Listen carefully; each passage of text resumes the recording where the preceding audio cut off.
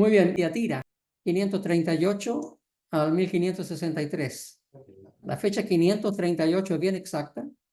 El 1563 puede ser año más, año menos, pero más o menos se refiere al final de la Edad Media.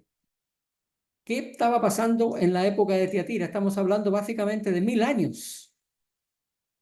Y hacia los fines ya del Imperio Romano, los últimos siglos antes del final, las tribus germánicas que vivían al otro lado del Rin comenzaron a emigrar a los territorios del Imperio Romano. Se le llamaron las invasiones pacíficas, porque no venían a guerrear, sino que iban emigrando y instalándose en diferentes partes del Imperio Romano. También esa fue la época cuando se levantó el obispo Arrio. Seguramente ustedes han escuchado hablar de los arrianos. El obispo Arrio no creía en la Trinidad. Él pensaba que Dios era uno solo y no pensaba que eran tres personas diferentes, un solo Dios. Ahora, esta herejía arriana fue realmente un problema para el catolicismo romano y el papado, más que nada en el nivel político-eclesiástico que en el espiritual y teológico. ¿Por qué? Porque los arrianos declaraban que tenían solo un Dios, el Padre, y aceptaban a Jesús como un ser creado, que había pasado a ser divino. Esta enseñanza era presentada como mucho más simple que el trinitarismo, y las tribus paganas germánicas, para ellas era más fácil aceptarlas.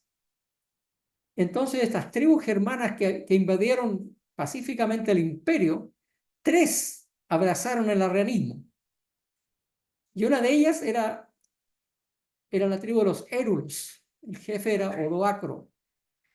Ahora, en el año 476 después de Cristo, voy a poner este mapita acá, ese fue el año en que Roma cayó en manos de Odoacro, el jefe de los érulos.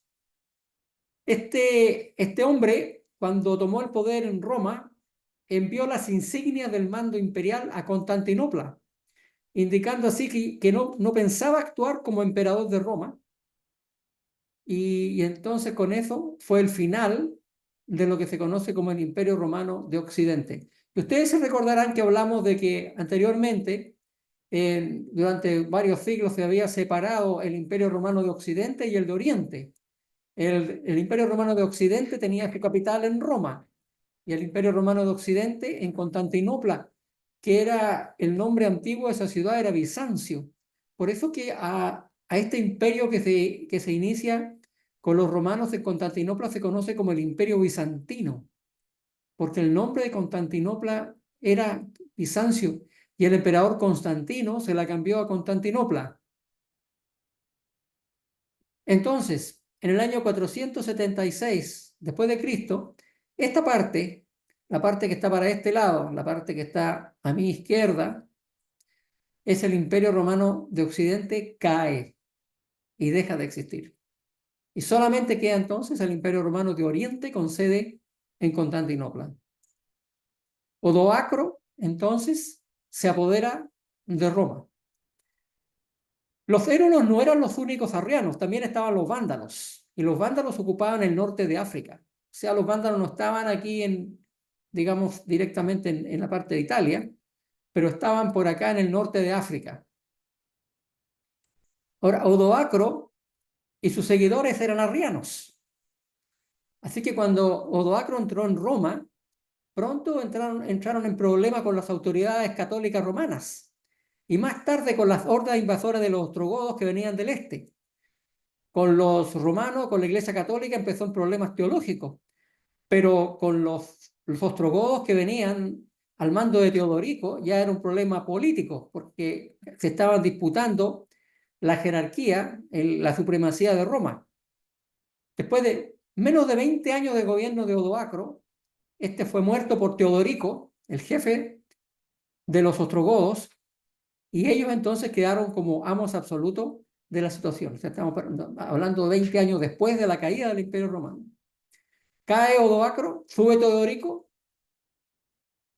y en el año 527, un poco después de eso, Justiniano se convierte en el emperador del Imperio Romano de Oriente, con sede en Constantinopla. El emperador Justiniano es muy famoso en el mundo, hasta el punto que cuando me recuerdo que yo estudiaba leyes en Chile, el Código de Justiniano era uno de los cuerpos legales que se estudiaba, porque ese código legal es muy importante. En Chile la ley está basada en la ley romana, en el código, en la ley penal romana, en el código romano. Y por eso que cuando se estudia leyes en Chile hay un ramo que se llama Derecho Romano. Bueno, este emperador Justiniano entonces comienza a gobernar en el año 527, pero realmente él no solamente era emperador del Oriente, sino también del Occidente, aunque realmente en forma legal, por decirlo así, no lo era, pero ya no había emperador en Roma.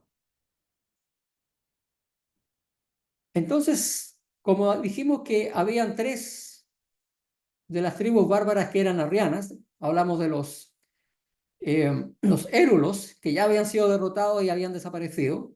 Estaban todavía los ostrogodos, que también eran arrianos, estaban en Roma. Y dijimos que en la parte norte de África estaban los vándalos. Los vándalos eran un gran poderío militar naval. Tenían una gigantesca flota. Y el emperador Justiniano en una cierta oportunidad construyó una flota, pero más grande aún, para poder acabar con los vándalos, pero fue derrotado. Pero finalmente mandó a un general que logró hacer desaparecer a la raza vándala del norte de África en el año 534. Eso quiere decir solamente 7 años después de que el emperador Justiniano subiera al poder. Ya había desaparecido la segunda tribu arriana. Solamente quedaban los ostrogodos en Roma. Ahora, los ostrogodos también fueron sujetos a guerras contra el general que había mandado Belisario, el general que había mandado Justiniano, y fueron expulsados de Roma. Alrededor del año 554 dejaron de existir finalmente como pueblo. Pero para nosotros lo más importante de todo es que en el año 538 la última tribu arriana fue expulsada de Roma y perdió su poder. ¿Por qué tan importante el año 538? Porque en el año 538 entonces recién la Iglesia Católica Romana puede comenzar su poderío una vez que ha eliminado a las tres tribus arrianas. Ahora, refiriéndonos al famoso Código de Justiniano, en ese código que se completó en el año 534, se promulgó el cristianismo ortodoxo como ley. O sea, estamos en un estado de tipo religioso. Colocó al Papa como la cabeza formal de la cristiandad, porque en esos tiempos no necesariamente el obispo de Roma era el jefe de la iglesia. Había obispos en varias ciudades importantes, pero con ese código legal se promulgó y se colocó al Papa como cabeza formal de la iglesia. El obispo de Roma pasó a ser el jefe de la iglesia católica y ordenó a todos los grupos cristianos que se sometieran a su autoridad y le dio poder al Papa civil de vida y muerte sobre los herejes. Y ahí comienza entonces la hegemonía del papado. En el año 538, con la destrucción o la expulsión, digámoslo así, de la última tribu arriana de Roma. Y el código, aunque se completó en el año 534, no se promulgó legalmente hasta que se levantó el sitio de Roma y fueron expulsados los ostrogodos en el año 538.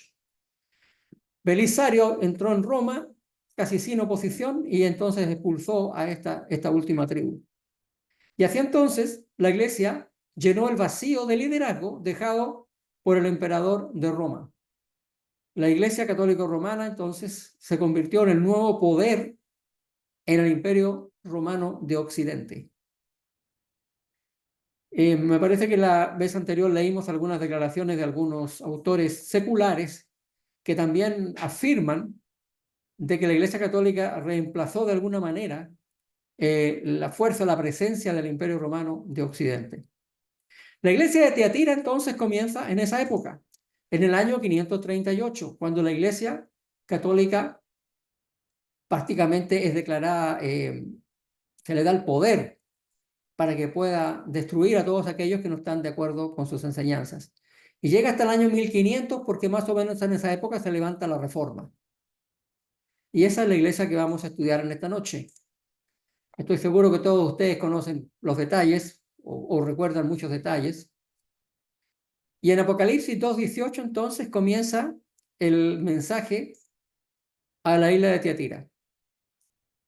Y escribe al ángel de la iglesia en Tiatira, el Hijo de Dios, el que tiene ojos como llama de fuego y pies semejantes al bronce bruñido, dice esto. Y nosotros pensamos, bueno, ¿quién es esta persona que tiene los ojos como llama de fuego y los pies semejantes al bronce bruñido?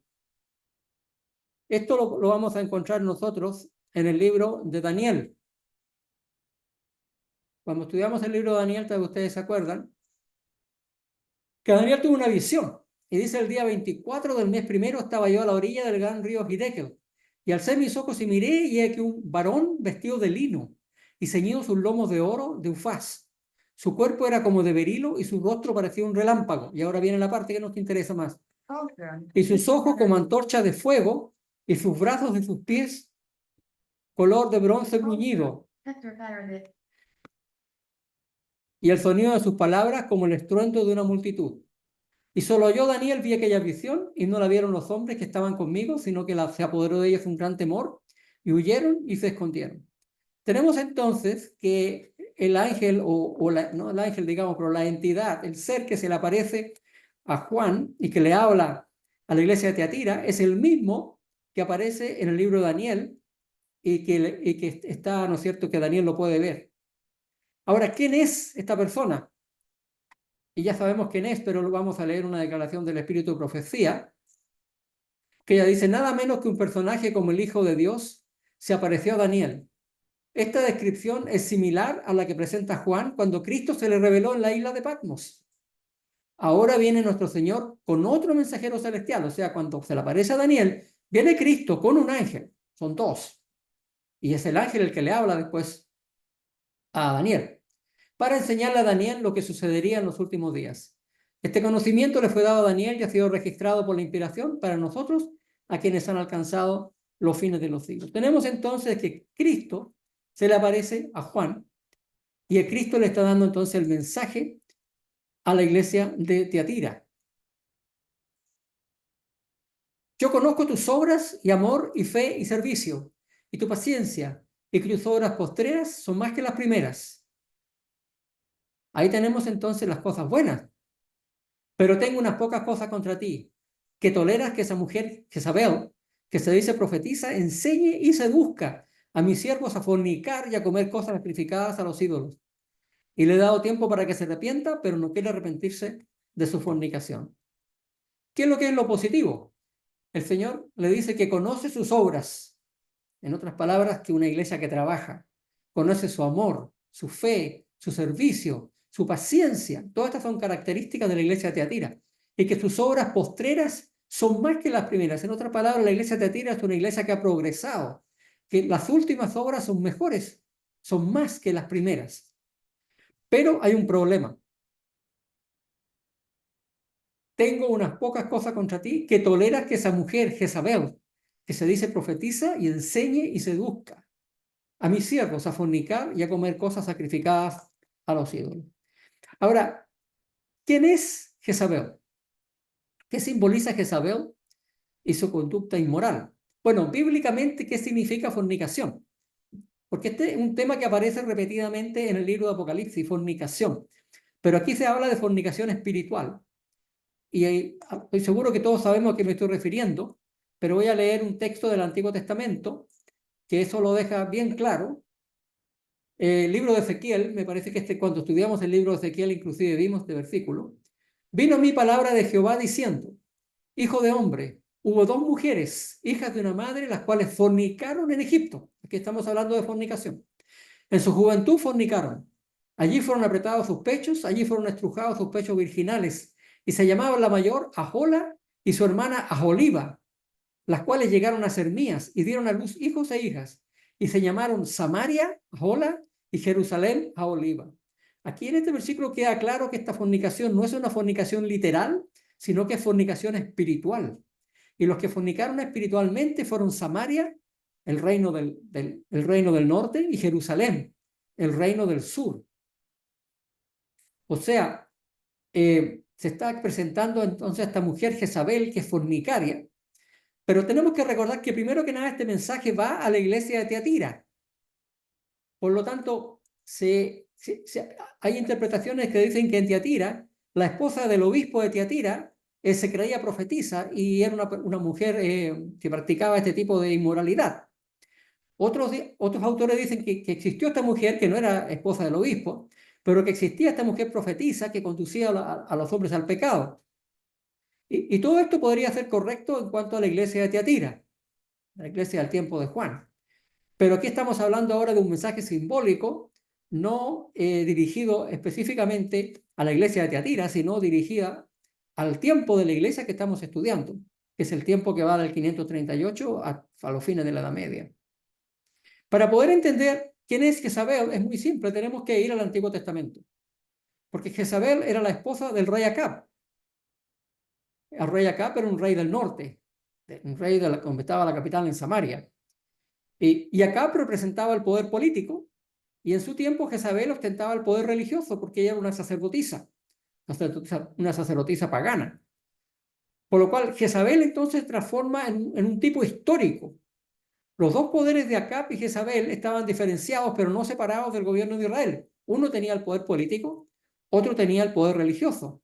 Jezabel era una pseudo profetisa. ¿De quién? De Baal. Jezabel era una princesa fenicia, sacerdotisa del culto a Baal, hija de un sacerdote del culto a Baal. Y esa era la esposa del rey Acab. En Primera de Reyes, capítulo 21, versículo 25, leemos: a la verdad ninguno fue como Acab, que se vendió para hacer lo malo ante los ojos de Jehová. Y entonces explica por qué el versículo. Porque Jezabel, su mujer, lo incitaba. El espíritu de profecía tiene una declaración respecto a Jezabel. Dice: mediante la influencia de Jezabel y sus sacerdotes impíos, se enseñaba al pueblo que los ídolos que se habían levantado eran divinidades que gobernaban por su poder místico los elementos de la tierra, el fuego y el agua. Todas las bendiciones del cielo, los arroyos y corrientes de agua vivas, el suave rocío, las lluvias que refrescaban la tierra y hacían fructificar abundantemente los campos, se atribuían al favor de Baal y Astarte, en vez del dador de todo don perfecto. El pueblo olvidaba que las colinas y los valles, los ríos y los manantiales estaban en las manos del Dios vivo y que éste regía el sol, las nubes del cielo y todos los poderes de la naturaleza. Tenemos entonces que esta mujer practicaba el paganismo y arrastró al pueblo de Israel al paganismo. Seguramente nos acordamos del episodio de la viña de Nabot. Había una viña que al rey le interesaba y se la quiso comprar. Nabot, el dueño de la viña, no se la quiso vender. Y como estaba un poco enojado por esta causa, la esposa de Acab, Jezabel, le dijo: no te preocupes, yo me encargo del asunto. Consiguió unas personas que levantaran calumnia en contra de este hombre, Nabot. A Nabot, por estos testigos falsos, lo condenaron a muerte. Nabot murió, y como estaba muerto, Jezabel le dice a Acab: anda ahora y toma la viña porque el dueño ya no existe. Sin embargo, el Señor no dejó pasar esto. El Señor le mandó un mensaje a Acab y le dijo: y le hablarás diciendo: así ha dicho Jehová, ¿no mataste y también has despojado? Y volverás a hablarle diciendo: así ha dicho Jehová, en el mismo lugar donde lamieron los perros la sangre de Nabot, los perros lamerán también tu sangre, tu misma sangre. Y Acab dijo a Elías: ¿me has hallado, enemigo mío? Él respondió: te he encontrado, porque te has vendido a hacer lo malo delante de Jehová. Acab entonces había cometido un crimen, aparte de la fornicación espiritual, de ser un idólatra, instigado por su mujer. Entonces, ¿a quién simboliza Jezabel? Jezabel es una mujer. ¿Y a quién significa una mujer en la Biblia? A una iglesia, a un grupo, a un movimiento religioso. Una iglesia pura simbolizada por una virgen, como lo vamos a ver un poco más adelante. Una iglesia corrupta simbolizada por una mujer inmoral. Jezabel era una virgen o una mujer corrompida. Jezabel entonces simboliza una religión falsa, una religión corrupta, que reinó suprema, tal como Jezabel, entre el año 538 y el año 563. ¿Existe algún movimiento religioso que calce con esta descripción? Aquí tengo una tabla comparativa entre Jezabel y la iglesia romana. Jezabel, una mujer literal, la iglesia romana, una iglesia representada por una mujer. Jezabel intentó monopolizar la verdad religiosa, la iglesia romana intentó monopolizar la verdad religiosa. Jezabel era una prostituta literal, la iglesia romana era prostituta espiritual. Jezabel adoraba a Baal, la iglesia romana adoraba imágenes, santos y supersticiones. Jezabel estaba unida con el rey Acab, la iglesia romana estaba unida con el Estado. Jezabel dominaba a su marido, la iglesia romana dominaba al Estado, a los poderes políticos. Jezabel, a través de Acab, llevó a Israel a la apostasía. A través del Estado, la iglesia llevó al cristianismo a la apostasía. Jezabel era intolerante, la iglesia era intolerante. Jezabel mató a los profetas de Dios, la iglesia romana mató a aquellos que enseñaban la verdad. Jezabel instaló un falso sacerdocio, la iglesia instaló un falso sacerdocio que perdona pecados. Jezabel destruyó a los enemigos mediante el rey, la iglesia destruyó a sus enemigos mediante el Estado. Jezabel, en los tiempos de Jezabel, Elías predicaba el arrepentimiento, en los tiempos de la iglesia muchos fieles predicaron el arrepentimiento. Elías profetizó la caída de Jezabel, Juan y Daniel profetizaron la caída de la iglesia romana. En los tiempos de Jezabel hubo 3 años y medio literales de sequía. En los tiempos de la iglesia romana hubo 3 años y medio simbólicos de sequía espiritual, 1260 años. En los tiempos de Jezabel un remanente permaneció fiel. Y en el tiempo de la iglesia romana también hubo un remanente que permaneció fiel. En los tiempos de Jezabel la verdad estuvo escondida. En los tiempos de la iglesia romana la verdad estuvo escondida. Jezabel fue finalmente destruida.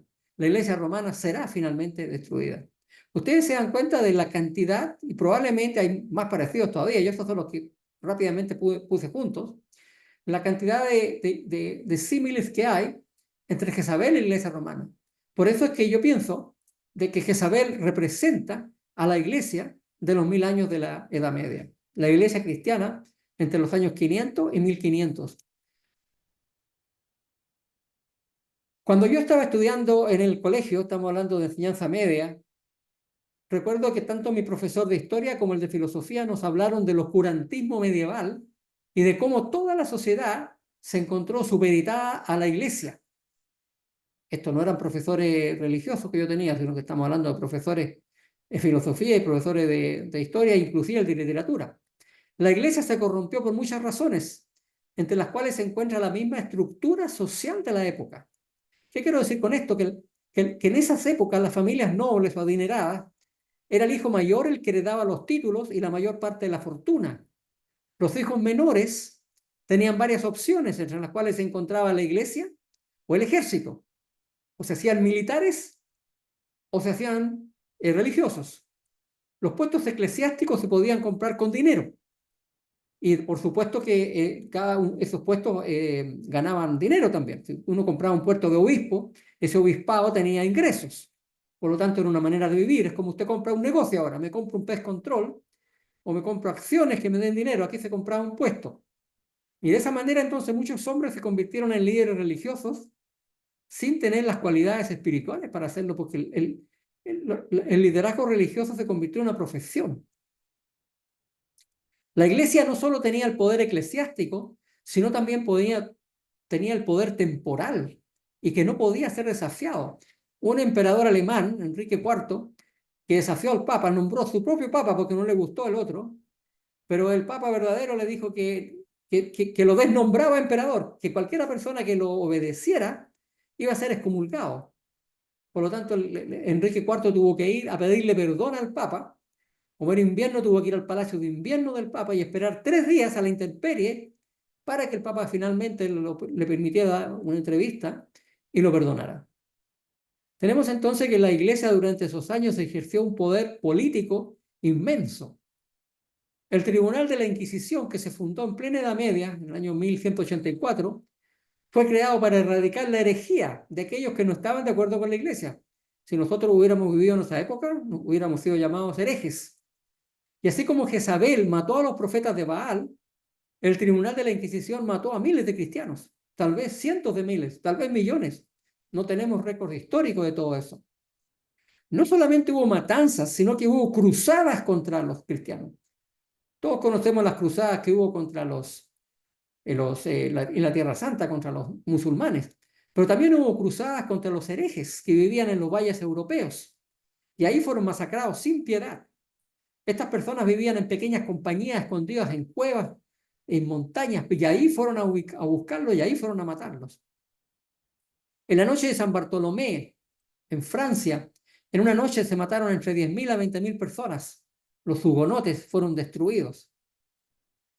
Por lo tanto, durante la Edad Media hubo 1000 años de oscurantismo. La Biblia casi desapareció. Al pueblo le estaba prohibido leerla. Se compraba el perdón por los pecados. Una indulgencia podía ser la remisión parcial o total del castigo temporal que aún se mantiene por los pecados después que la culpa ha sido eliminada por absolución. Así que yo podía ir, si tenía suficiente dinero, me perdonaban todos mis pecados. Se cambiaron los 10 mandamientos. Se eliminó el tercero, se duplicó el 10º y se cambió el cuarto. Como dijimos, los reyes estaban bajo el poder de la iglesia. Todas las manifestaciones del arte y aún de la ciencia estaban supeditadas a la iglesia. Ustedes recordarán a Galileo.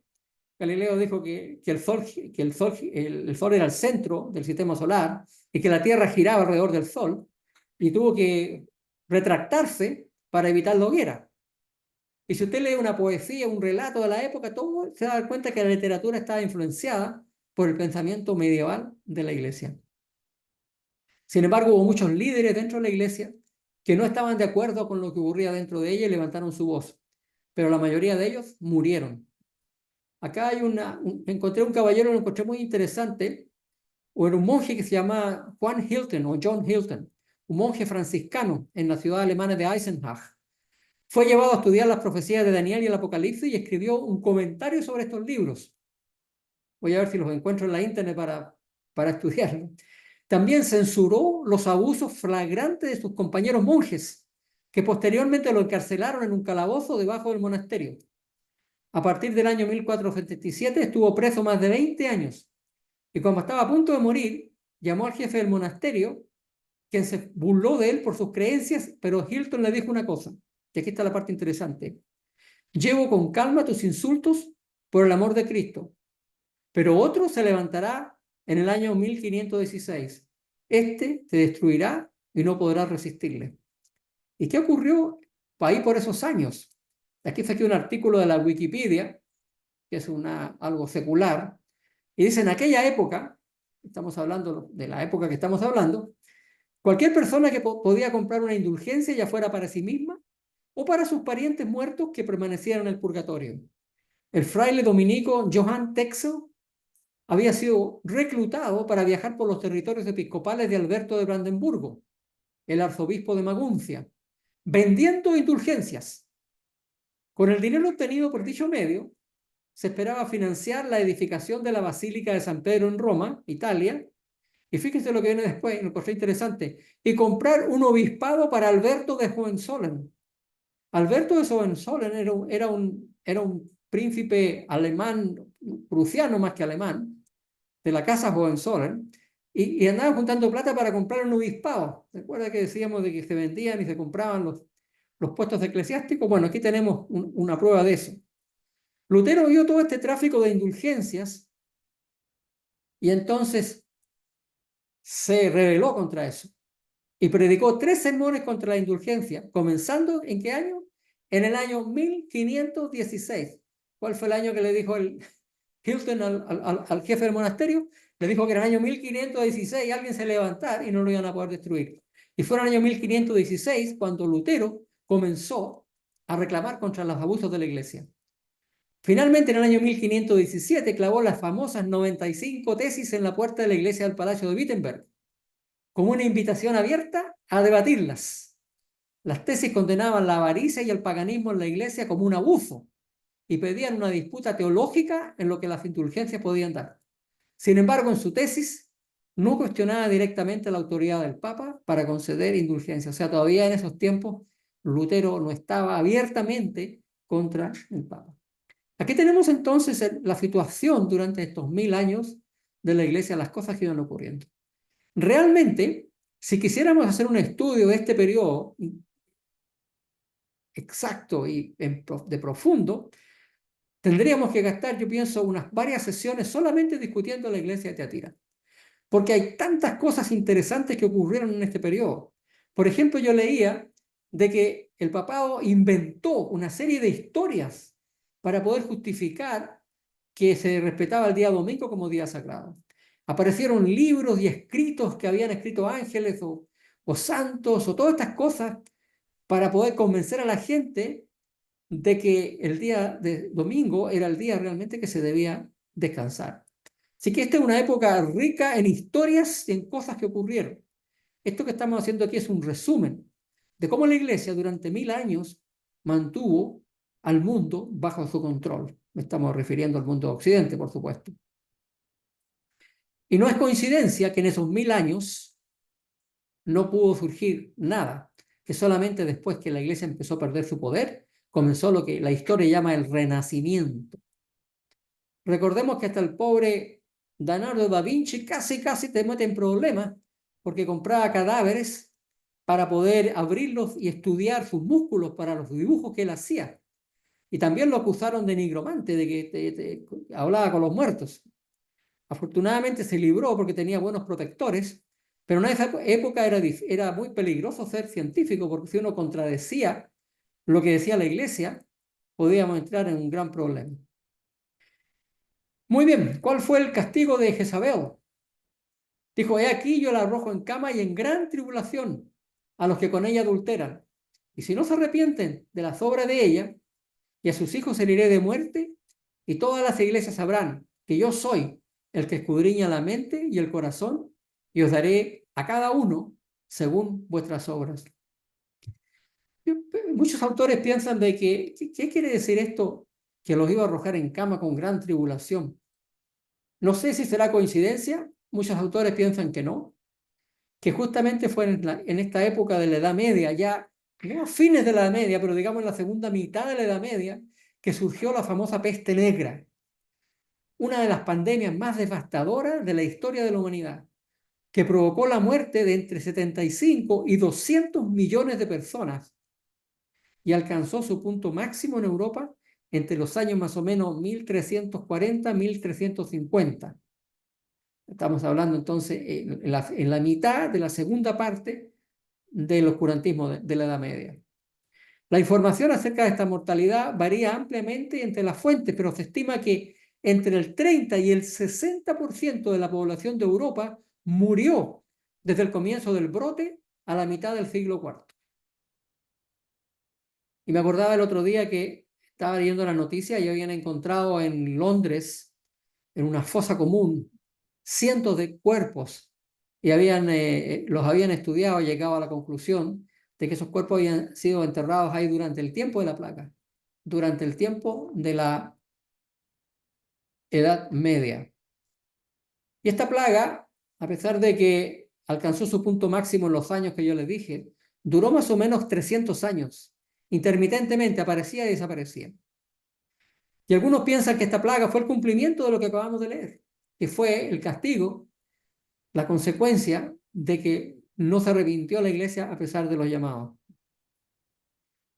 Es significativo también que este periodo de la iglesia de Tiatira corresponde con el cuarto jinete del Apocalipsis en Apocalipsis 6:8, que no hemos estudiado todavía, pero pronto vamos a ver. Y este jinete dice, miré aquí un caballo amarillo, y el que lo montaba tenía por nombre Muerte, y el Hades le seguía, y le fue dada potestad sobre la cuarta parte de la tierra para matar con espada, con hambre, con mortandad y con fieras de la tierra. Esta época, la Edad Media, fue una época de muerte, porque no solamente fue la plaga de la peste negra, sino que además las matanzas religiosas que cubrieron Europa.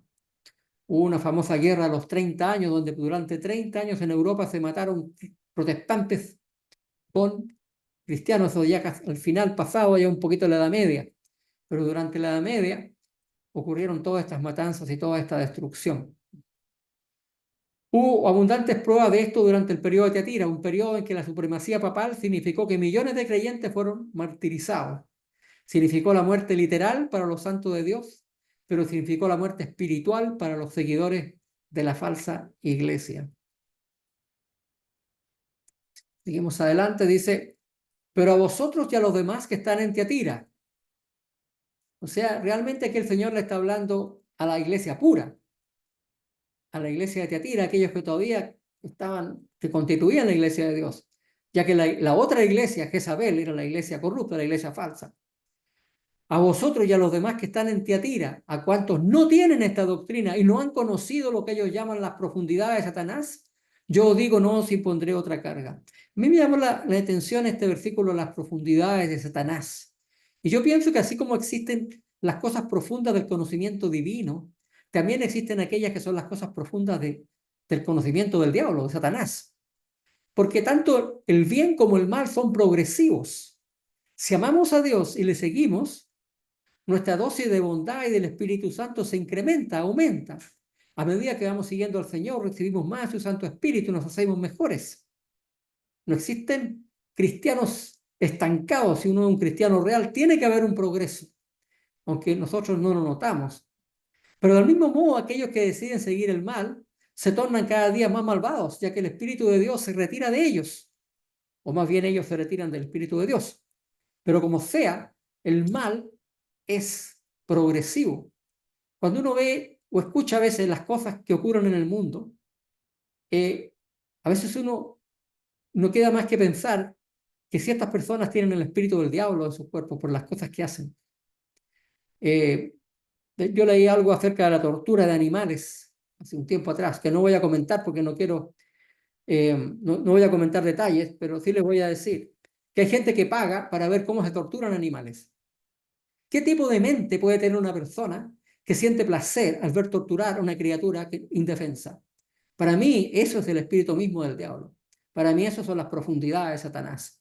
Cuando la persona llega a esas profundidades de pecado, donde se siente alegre o se entretiene con el sufrimiento de los demás. Porque eso es lo que el diablo se goza. Se goza cuando nosotros sufrimos. Se goza cuando nosotros estamos llorando. Porque sabe que también Dios está triste por todas esas cosas.